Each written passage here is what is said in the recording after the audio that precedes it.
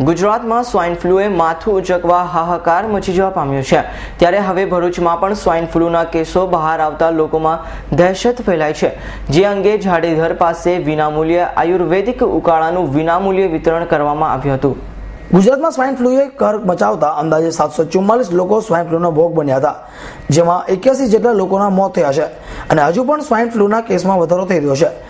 ભરૂચમાં પણ સ્વાઇન ફ્લૂના 8 થી 10 કેસો બહાર આવ્યા હતા, જેમાં 3 લોકોના મૃત્યુ થતા લોકોમાં દહેશત અને તંત્રમાં દોડધામ મચી જવા પામી છે.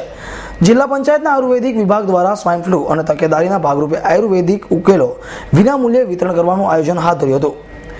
જ્યાં સ્વાઇન ફ્લૂના બે લોકોના મોત થઈ ચૂક્યા છે તેવા જાડેશ્વર વિસ્તારમાં સાંઈ મંદિર અને ગામમાં પટેલની વાડી પાસે આયુર્વેદિક ઉકાળાનું વિતરણ કરાયું હતું.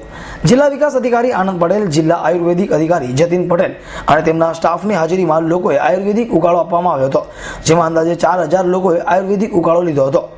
અભી સૈયદ, S9 ન્યૂઝ, ભરૂચ.